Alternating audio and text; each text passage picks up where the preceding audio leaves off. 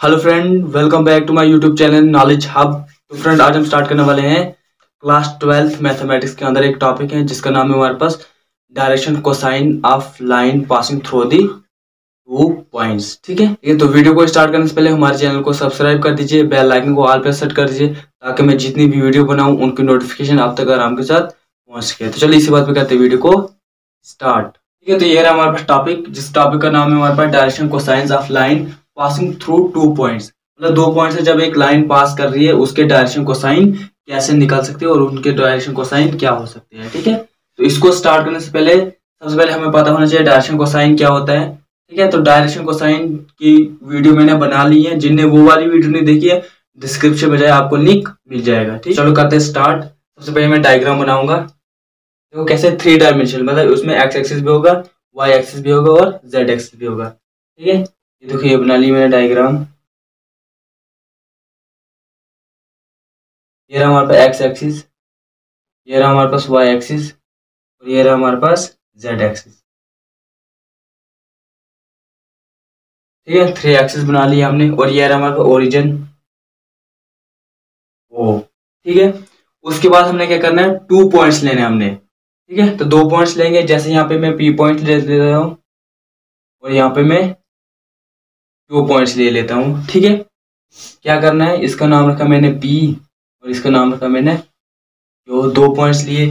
अब इनके अंदर यहाँ से हमारे पास एक परपेंडिकुलर यहाँ पे बनाना है और एक परपेंडिकुलर यहाँ से यहाँ बनाना है। ये देखो ये बना लिया मैंने यहाँ पे परपेंडिकुलर एक, और ये रहा हमारे पास दूसरा परपेंडिकुलर। ठीक है, यहाँ से हमारे पास ये लाइन है, इनको ज्वाइन करने था। ठीक है, यहाँ से ये लाइन बन रही है पी क्यू, इसको हम ज्वाइन कर लेते, ये हमारे पास लाइन बन रही है पी क्यू। ठीक है, अब क्या करना है हमारे पास, इसके पैरेलल में यहाँ पे भी एक लाइन बन रही है, ये देखो। ठीक है, ये बन रही है इसके पैरेलल में, जिसका नाम रखेंगे हम आर और एस। ठीक है, ये इसके ज्वाइन में हो रही है।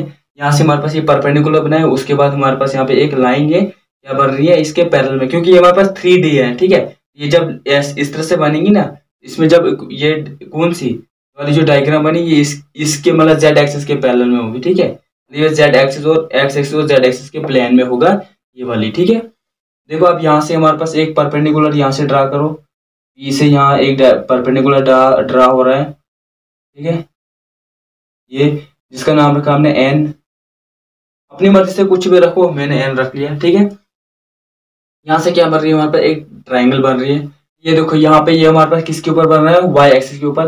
वाई एक्सिस के ऊपर हमारे पास एंगल कौन सा बन रहा था, एक्स एक्सिस पे हमारे पास जब एंगल बनते थे ना, हमारे पास इस पे ऊपर अल्फा बनता था, वाई एक्सिस के ऊपर एंगल बीटा बनता था और जेड एक्सिस के ऊपर एंगल गामा बनता है। यहाँ पे हमारे पास ये अभी किसके पैरेलल में है, वाई एक्सिस के पैरेलल में, यहाँ पे एंगल कौन सा बनेगा, बीटा। ठीक है, क्योंकि ये हमारे पास किसके पैरेलल में है, वाई एक्सिस के पैरेलल में। अगर जेड एक्सिस के पैरेलल में होता यहाँ पे गामा बनता, एक्स एक्सिस के पैरेलल में होता तो यहाँ पे हमारे पास अल्फा एंगल बनता। ठीक है, अब देखो यहाँ से हमारे पास कुछ नहीं है, यहाँ से यहाँ हमारे पास ये देखो, अब इसके कोऑर्डिनेट्स बना लो। ये देखो जैसे इसके कोऑर्डिनेट्स क्या बनेंगे और इसके कोऑर्डिनेट्स हमारे पास क्या बनेंगे, देखो कैसे बनेंगे हमारे पास। यहाँ से यहाँ हमारे पास x1 बन रहा है, देखो यहाँ से यहाँ हमारे पास वैल्यू क्या आ रही है, x1, तो डाल दो इधर कोऑर्डिनेट्स इसका x1। यहाँ से यहाँ देखो, यहाँ से यहाँ हमारे पास कितना बन रहा है इसके ऊपर y एक्सिस, मतलब y1। ठीक है, इस तरह से जब इसी तरह से जब ये y एक्सिस पे y मतलब y एक्सिस पे y1 बन रहा है और z एक्सिस पे जब यहाँ से यहाँ आएगी 3D में, यहाँ पे हमारे पास क्या बनेगा, z1 बन जाएगा।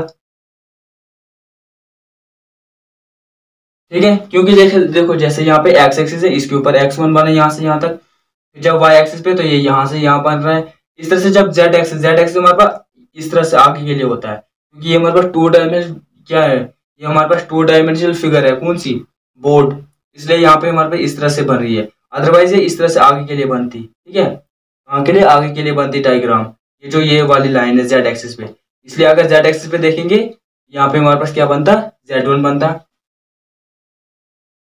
ठीक है, अब इसी तरह से देखो यहाँ से यहाँ हमारे पास कितना बन रहा है, इसको यहाँ से यहाँ रखेंगे हम x1। ठीक है, और यहाँ से यहाँ हमारे पास कितना बन रहा है, x2। देखो यहाँ से यहाँ मतलब क्यू का पॉइंट, क्यू के पॉइंट यहाँ पे क्या बन रहा है, पहले एक्स एक्सिस के ऊपर x2 और y एक्सिस के ऊपर यहाँ से यहाँ तक तो y2,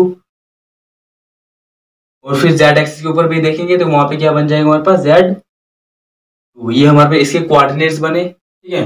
p के हमारे पास x1 y1 z1 और q के हमारे पास x2 y2 z2, ठीक है। सबसे पहले लिखेंगे लेट अस कंसीडर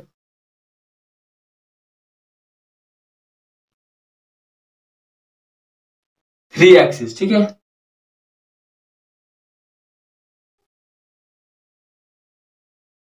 आर कौन कौन से, एक्स एक्सिस, वाई एक्सिस और z axis, comma y axis and z axis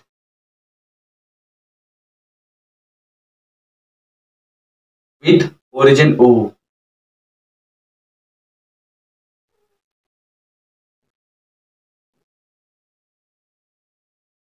respectively मतलब तीनों में साथ में लिए तो रेस्पेक्टिवली लिखेंगे, ठीक है।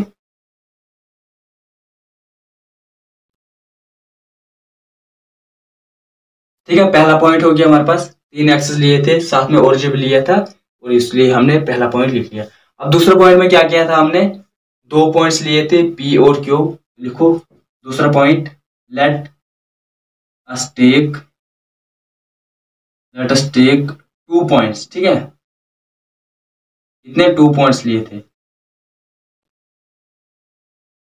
कौन कौन से, पी एंड क्यू।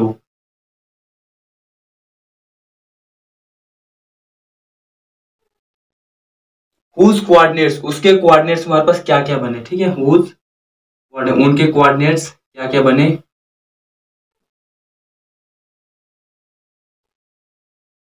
ये हमारे पास कोऑर्डिनेट्स बने x1 y1 z1, ठीक है। Whose coordinates are x1 y1 z1 and x2 y2 z2, ठीक है। p के हमारे पास x1 y1 z1 and q के हमारे पास x2 y2 z2।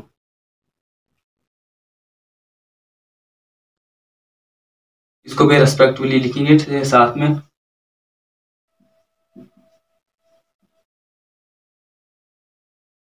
ठीक है। हो गया हमारे पास दूसरा पॉइंट भी, जो जो हमने किया वही लिया। उसके बाद हमने क्या किया था, दो परपेंडिकुलर ड्रा किए थे। क्या लिखेंगे हम, draw to perpendicular from point P and Q to the plane x axis, किसके अंदर, प्लेन एक्स एक्सिस के अंदर, ठीक है, at meet R and S, इस तरह से लिखेंगे, ठीक है। तो क्या लिखेंगे तीसरा पॉइंट,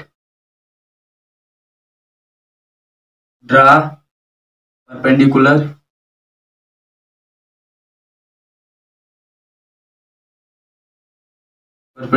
फ्रॉम, कहां से कहा, फ्रॉम पी एंड क्यू,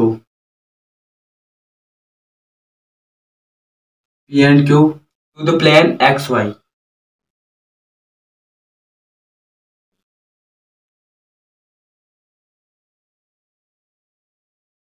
किसमें, एक्स वाई प्लेन में, ठीक है।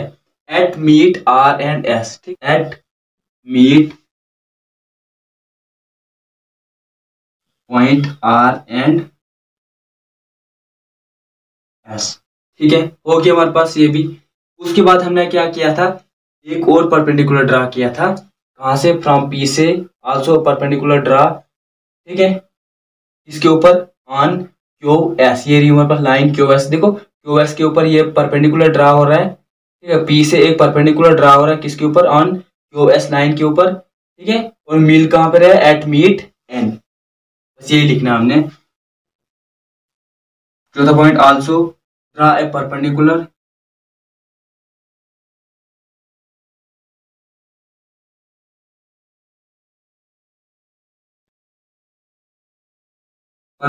किसके ऊपर, ऑन क्यू एस लाइन के ऊपर, ठीक है, ऑन क्यू एस, ठीक है, क्यू एस लाइन के ऊपर ड्रा कर रहा है एट मीट एन, कहां पे मिल रहा है, eight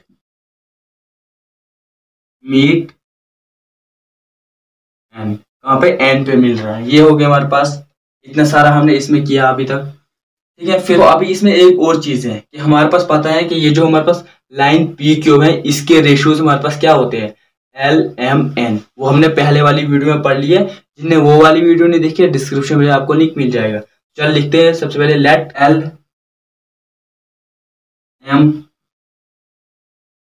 LMN be the direction cosine, ठीक है, direction cosine of line P Q, इस लाइन के पी क्यू लाइन के, ठीक है। और ये एंगल कौन सा बना रहे हैं, इसके ऊपर अल्फा, इसके ऊपर बीटा और इसके ऊपर गामा। यहां से क्या लिखेंगे हम, लेट इट मेक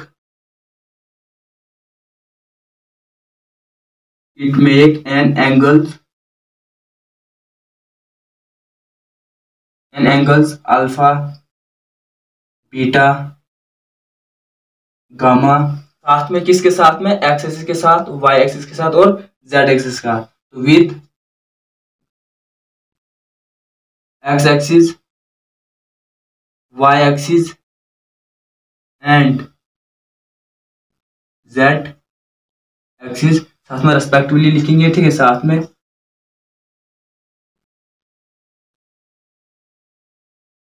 ये हो गया हमारे पास। अभी तक हमारी पूरी कहानी कंप्लीट होगी। अब क्या करेंगे अब हम यहाँ से एक वैल्यू निकालेंगे। क्या हमारे पास तीन चीजें, एल एम एन की वैल्यू जब निकल जाएगी, इसका मतलब कास अल्फा, कास बीटा और कास गामा की वैल्यू निकल जाएगी, तो हम यहाँ से निकाल सकते हैं। तो हमारे पास ये तीन एंगल है और यहाँ से हमारे पास एक ट्राइंगल बन रही है, ठीक है। लेट अ ट्राइंगल,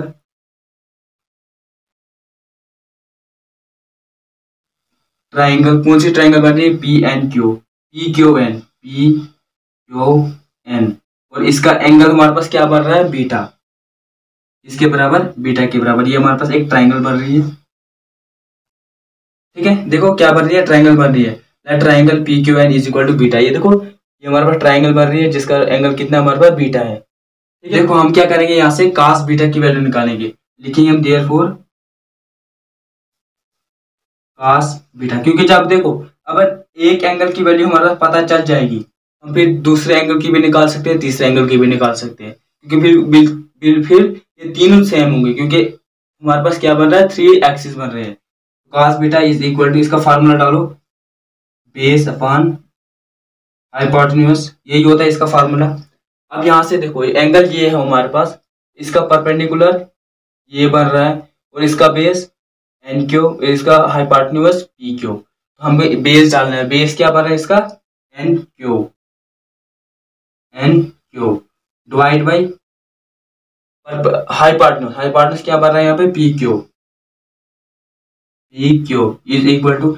अब हमें पहले पता होना चाहिए एन क्यू की वैल्यू क्या होती है। तो देखो एन क्यू की वैल्यू कैसे निकालेंगे हम, तो यहाँ हमारे पास कितना, यहाँ से या कितना बन रहा है हमारे पास, y1, और यहाँ से या पूरा ये यहाँ से यहाँ बन रहा है y1, कहाँ से कहाँ, यहाँ से यहाँ बन रहा है हमारे पास y1, और y2 कहाँ से कहाँ बन रहा है हमारे पास, y2 हमारे पास पूरा बन रहा है Q से लेकर S तक, ये y2 बन रहा है। अब यहाँ से हमें पता होना चाहिए y1 की वैल्यू और y2 की वैल्यू। देखो सबसे पहले हम निकालेंगे किसकी, एन एस की वैल्यू और पी आर एक जैसा है, ठीक है, एन एस और पी आर। हम लिखेंगे N S is equal to, N S की वैल्यू हमारे पास क्या है यहाँ पे, y1। दूसरी चीज हमें क्या पता होना चाहिए यहाँ पे, एन एस की वैल्यू y1 और फिर क्यू एस की value y2, Q S is equal to y2, ठीक है। अब हमने किसकी निकालनी है, एन क्यू की वैल्यू, क्योंकि देखो एन एस की वैल्यू भी पता चल गई, क्यू एस की वैल्यू भी पता चल गई। तो देखो हमें निकालने किसकी है, एन क्यू। एन क्यू की वैल्यू निकालने के लिए हमें क्या करना पड़ेगा, टोटल वैल्यू माइनस जो निकालना है हमने, टोटल वैल्यू हमारे पास यहाँ पे क्या है, क्यू एस, और माइनस हमें इतना करना पड़ेगा, हमारे पास एन क्यू की वैल्यू निकल जाएगी। इसका मतलब टोटल हमारे पास कितना है, y2, ठीक है, मतलब एन एस, टोटल हमारे पास क्या है, टोटल हमारे पास क्यू एस मतलब y2, और माइनस करना पड़ेगा हमें एन एस, क्या है हमारे पास y1। तो देखो ये हमारे पास किसकी वैल्यू निकल गई, एन क्यू की वैल्यू। अब ये वाली वैल्यू इधर सब्स्टिट्यूट कर दो और हमारे पास वैल्यू निकल जाएगी। तो एन क्यू की वैल्यू यहाँ पे क्या निकली हमारे पास, y2 minus y1 divide by P Q तो आर डी है, इसके फिर हमारे पास ये कोऑर्डिनेट्स बन रहे हैं, ठीक है। पी क्यू हम एज इट लिखेंगे। ये निकली हमारे पास किसकी पहली वैल्यू, इसकी इक्वेशन फर्स्ट देते हैं इसको, ये हमारे पास कास बीटा की वैल्यू निकल गई। अब हम इसी तरह से कास अल्फा की निकाल सकते हैं और कास गामा की, वो यहाँ से देख के हम निकाल सकते हैं, क्योंकि देखो कास बीटा मतलब ये वाई एक्सिस का एंगल है, ठीक है, वाई एक्सिस के साथ एंगल बन रहा है, कास अल्फा एक्सिस के साथ एंगल बन रहा है, और कास गामा जेड एक्सिस के साथ एंगल बन रहा है। पहले मैं इसको रब कर लेता हूँ ऊपर वाला, फिर अब क्या करना है, हमने कास बीटा की वैल्यू निकाली, अब हम किसकी निकालेंगे, हम कास अल्फा की निकालते हैं। Cos alpha is equal to, देखो कास बीटा की वैल्यू क्या निकली हमारे पास, y2 minus y one divide by P Q, P Q तो हर एक के लिए है ना, तो इसकी क्या निकलेगी, अल्फा की, मतलब यहाँ पे अल्फा किसके ऊपर साथ बन रहा है, एक्सिस के साथ, यहाँ पे आएगा x2 minus x1 divide by P Q, इसको दे दो इक्वेशन नंबर सेकंड। फिर यहाँ से इसी तरह से कास बीटा की वैल्यू में ऊपर लिखता हूँ, इसको रब कर लेता हूँ, तो cos beta is equal to same y2 minus y1 divide by P Q, इसको दे दो इक्वेशन नंबर सेकंड। अब इक्वेशन नंबर 3 क्या निकलेगी हमारे पास, cos gamma is equal to z2 minus z1 divide by P Q, इसको दे दो इक्वेशन नंबर 3, ठीक है। अब क्या करना है हमने, ये जो इक्वेशन है इनको स्क्वायरिंग भी करनी है और एडिंग भी करनी है, लिखो squaring and adding equation, in equation first, equation first second and third, we get, हमें यहां से क्या मिलेगा, करो इसको, पहले लेफ्ट को करो फिर राइट के साथ, पहले इसका आएगा, ये बन जाएगा हमारे पास cos square alpha plus cos square beta plus cos square gamma is equal to, ठीक है, इन तीनों को हमने प्लस भी किया स्क्वायर भी किया। अब इनकी बारी है x2 minus x1 whole square divide by P Q square, ठीक है, प्लस y2 माइनस y1 का whole square divide by P Q square plus z2 minus z1 का whole square divide by P Q का square, ठीक है, आया बिल्कुल same इस तरह से। अब हम यहाँ से ये जानते हैं, यहाँ पे हम इस यहाँ पे ये देखो, ये हम जानते हैं कि हमारे पास cos square alpha plus cos square beta plus cos square gamma इसकी किसके बराबर होता है, 1 के बराबर होता है। देखो ऐसे होता था L square plus M square plus M square is equal to 1, ये वाला रिजल्ट मैंने निकाला है। इसका मतलब यहाँ पे हमारे पास cos square alpha over R, ऐसे भी लिख सकते cos square alpha plus cos square beta plus cos square gamma is equal to 1, ठीक है, ये हमने प्रूफ निकाला है। जिन्हें ये वाली वीडियो नहीं देखी है डिस्क्रिप्शन में जाए आपको लिंक मिल जाएगा, ठीक है। यहाँ से आप क्या करेंगे, इसकी वैल्यू हम यहाँ पे पुट कर देंगे, यहाँ पे बन जाएगा 1 इज इक्वल टू, ये एज इट आएगा x2 माइनस x1 का होल स्क्वायर